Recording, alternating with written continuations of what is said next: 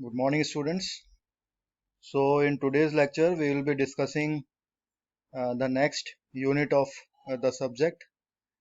So, till now, we have completed the estimation model and we have already discussed the software project management and how it works and what are the team size and what are the role and responsibilities of the team members. जो senior officials होते हैं technical teams की क्या responsibility होती हैं तो all so we have discussed all these topics. Fine. So in today's lecture we will be discussing the new unit, the new chapter, which is based on the testing part. Fine. So testing also plays a very important role, as we all know that testing also plays a very important role. देखिए testing में क्या होता है कि testing जब तक नहीं हो जाती है तब तक प्रोजेक्ट का जो क्वालिटी एश्योरेंस है वो पूरा नहीं हो सकता. So this quality assurance is totally based upon the testing part. Fine. तो software development is incomplete without testing. So testing दोनों तरीके से होती है. So in this chapter we will be discussing the testing part. Fine. And we'll be discussing the testing details also. So let's begin with this lecture. Fine. So first of all, we will understand what do you mean by the software testing. So software testing is the evaluation of the software against the requirement gathered from the user and the system specification. So these two parts, the user and the system specification, plays a very important role. Fine. So these are the things by which we have to test the software testing. We have to conduct the software testing. तो basically software testing क्या होता है, evaluate करता है कि जो भी काम हम लोगों ने सॉफ्टवेयर डेवलपमेंट के दौरान किया है वो एज पर द यूजर की रिक्वायरमेंट को पूरा कर रहा है कि नहीं कर रहा, और जो हम लोगों ने स्पेसिफिकेशंस बनाए हैं और जो हम लोगों ने रिक्वायरमेंट एनालिसिस की थी वो बिल्कुल सही तरीके से बैठ रही है नहीं बैठ रही है. Testing is conducted at the phase level in the software development life cycle and at module level in the program code. Fine. तो SDLC मॉडल की अगर बात मैं करूं तो उसमें एक फेज लेवल होता है. फाइन. तो आप लोग जानते हैं सॉफ्टवेयर डेवलपमेंट लाइफ साइकिल, उसमें सबसे पहले प्लानिंग होती है, फिर रिक्वायरमेंट एनालिसिस होता है और प्रॉब्लम स्टेटमेंट होती है, कन्वर्सेशन होता है, फिर उसके बाद ER डायग्राम्स होते हैं, देन इम्प्लीमेंटेशन पार्ट होता है और उसके बाद टेस्टिंग पार्ट होता है. तो टेस्टिंग एक पूरा एक अलग फेज होता है. टेस्टिंग में बहुत ज़्यादा ध्यान दिया जाता है because the quality assurance, the quality of the software is totally depend upon the testing part. ठीक है, कि जो हम लोगों ने यूज़र से जो कन्वर्सेशन के दौरान, जो प्लानिंग के दौरान हम लोगों ने रिक्वायरमेंट्स ली थी, जो हम अलग अलग डिफरेंट डिफरेंट फेज पे उसको करते भी हैं, तो क्या वो रिक्वायरमेंट एनालिसिस जो पार्ट हुआ था फ्रॉम द क्लाइंट साइड वो पूरा हुआ है कि नहीं हुआ है. ठीक है. तो ये कैसे पता चलेगा, हम लोगों को टेस्टिंग के दौरान पता चलेगा. और वाकई में हम जो डिजायर्ड आउटपुट चाहते हैं उस सॉफ्टवेयर से, जो डिजायर्ड आउटकम है वो हम लोगों को मिल रहा है नहीं मिल रहा है, तो ये टेस्टिंग पे डिपेंड करता है स्टूडेंट्स. दूसरी चीज क्या होती है स्टूडेंट्स के, एक चीज होती है कि मैं सॉफ्टवेयर डेवलप कर रहा हूँ as a software team, as a technical team. मान लीजिए कि मैं एक टीम लीडर हूँ, तो मैं सिर्फ अपना पॉइंट ऑफ व्यू देख सकता हूँ उसके अंदर. ठीक है. बट टेस्टिंग में क्या होता है कि टेस्टिंग में, सॉफ्टवेयर टेस्टिंग के अंदर सॉफ्टवेयर का इवेल्युएशन दूसरे लोग भी करते हैं which are not the part of that software team. ठीक है. उससे क्या होता है कि उनका प्रोस्पेक्टिव, उनका पॉइंट ऑफ व्यू भी समझ में आता है. ठीक है. वो भी पता चलता है अपने को कि हाँ अपन ने ये भी गलती करी थी. क्योंकि वी ऑलवेज से, मतलब अपन अपने सॉफ्टवेयर को हमेशा अच्छा ही बताएंगे. So that is the that are the software developed by our team will always be a perfect, or it is a better part. So that thing is evaluated from the other, we can see the part from the other point of view also. ठीक है. So that is the best part of the software testing. अब बात करते हैं why it is necessary. ठीक है. It is also a very good question कि why it is necessary. Testing is necessary in order to identify any defects that are present in the software which can cause harm. ठीक है. तो development के दौरान कई बार क्या होता है, कुछ ऐसे लूप होल्स रह जाते हैं, कुछ ऐसे डिफेक्ट्स रह जाते हैं सॉफ्टवेयर के अंदर जो हम नहीं देख पाते. और जब पूरा फाइनल उसको इंटीग्रेशन करके पूरा सॉफ्टवेयर जब डेवलप कर लेते हैं तब हमें समझ में आता है कि हाँ ये उसके अंदर बग आ गया या ये कुछ प्रॉब्लम आ गई है. ठीक है.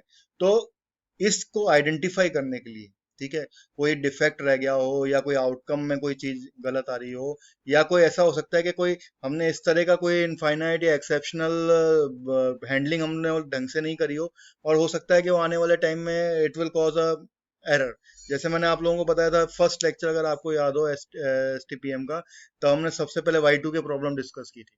ठीक है, तो पहले के सॉफ्टवेयर में ये होता था कि लास्ट के 2 डिजिट लेते थे सन में। ठीक है, तो जैसे 2000 ईयर आया और 2000 के बाद 2001 स्टार्ट हो गया, 21st सेंचुरी स्टार्ट हो गई, तो सबसे बड़ी दिक्कत क्या हो गई उसके अंदर, कि ये सारा का सारा उसके अंदर Y2 के प्रॉब्लम आ गई। तो we have already discuss this Y2 के प्रॉब्लम। तो ये वाई टू के प्रॉब्लम ने कितना डिजास्टर मचाया था, ठीक है, एक छोटी सी गलती की वजह से। So that part we can identify in the testing, fine, in the testing phase. Without proper testing, we could potentially release a software which could malfunctioning and cause serious injuries. ठीक है, कई सॉफ्टवेयर ऐसे होते हैं जो, मान लीजिए कोई मेडिकल रिलेटेड सॉफ्टवेयर है, जैसे मान लीजिए कोई इको की कोई मशीन है, या कोई कार्डियक की जो हार्ट रेट होती है उसको, ईसीजी की कोई मशीन है, या फिर कोई बहुत ही डिजीज, कोई कोई कैंसर रिलेटेड कोई हम लोगों ने कोई ऐसी मशीन डेवलप की या सॉफ्टवेयर डेवलप किया है। तो ये क्या हो सकता है, अगर मान लीजिए इसको हम सही तरीके से नहीं बनाएंगे and we have not properly tested that software, then that software can cause a serious injuries to the patients also. ठीक है, हो सकता है कि पेशेंट की लाइफ का भी सवाल आ जाए। तो जो क्रिटिकल सॉफ्टवेयर होते हैं, या फिर मान लीजिए कोई डिफेंस रिलेटेड सॉफ्टवेयर है, मान लीजिए कोई एक मिसाइल है जिसमें कि टारगेट लॉक हो गया, और टारगेट लॉक होने के बाद वो हार्ड रियल टाइम पे काम कर रही है। ठीक है, तो वो उसी जो टारगेट फिक्स हुआ है, जो लॉक हुआ है, उसी पे वो हिट करना चाहिए। लेकिन अगर वो हिट नहीं करेगा, अगर वो रियल टाइम सॉफ्टवेयर पे, हार्ड रियल टाइम सॉफ्टवेयर पे काम नहीं करेगा, तो क्या होगा, वो सॉफ्टवेयर क्या होगा, वो खराब हो जाएगा, और उसकी वजह से जो आउटकम आना चाहिए था वो आउटकम नहीं मिलेगा, तो हो सकता है मिसाइल कहीं और चली जाए।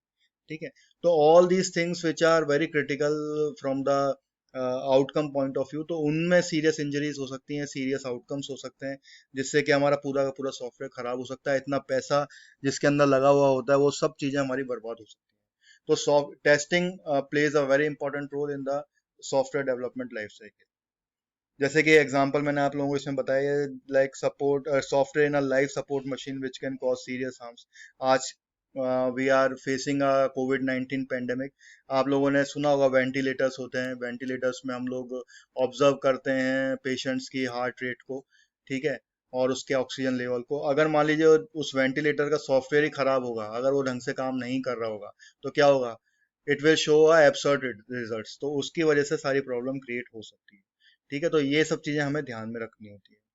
Software in a nuclear plant, जो न्यूक्लियर प्लांट्स के सॉफ्टवेयर हैं which monitors nuclear activity can cause the harm to the environment, but obvious है, जो न्यूक्लियर प्लांट्स के अंदर जो सॉफ्टवेयर काम कर रहे होते हैं, जो वर्क कर रहे होते हैं, these are all based on the real time basis. Fine, trading का है, जैसे मान लीजिए, ठीक है, जैसे कि हम ये अपने ट्रेडिंग, मतलब जो हम शेयर्स का शेयर मार्केट है, उसमें अगर सॉफ्टवेयर तो गलत काम करने लग जाए, तो it will show a bad outcome.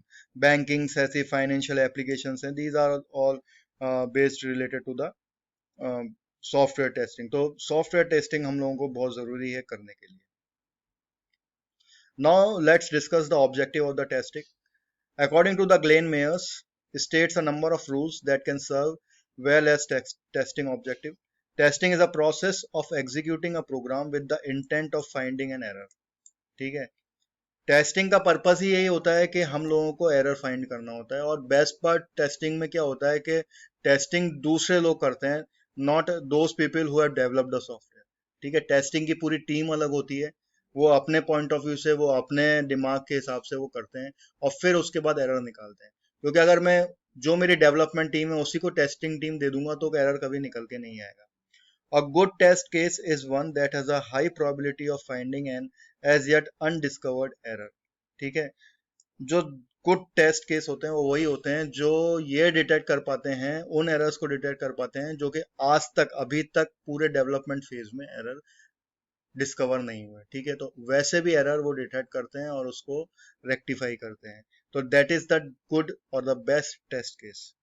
A successful test is one that uncovers as and yet undiscovered error. ये वही चीज है जो आगे ऊपर हम लोगों ने बोली है। तो सक्सेसफुल टेस्ट वही होगा जो कि वो एरर को डिस्कवर करे जो कि अभी तक नहीं आए हैं। Now let's discuss the principle of the testing. All the tests should meet the customer requirement. सबसे पहली चीज, ठीक है, जितने भी हम टेस्ट करेंगे, हम आगे पढ़ेंगे भी सही, टाइप्स ऑफ टेस्टिंग क्या होती है, ब्लैक बॉक्स टेस्टिंग क्या होती है, व्हाइट बॉक्स टेस्टिंग क्या होती है, उसके बाद वेरिफिकेशन क्या होता है, वैलिडेशन क्या होता है, all these things are very interesting thing, ठीक है। उसके बाद अपन टाइप्स ऑफ टेस्टिंग भी पढ़ेंगे, जिसमें सिस्टम इंटीग्रेशन टेस्टिंग होती है, बहुत सारी, there are different different kind of testing, ठीक है।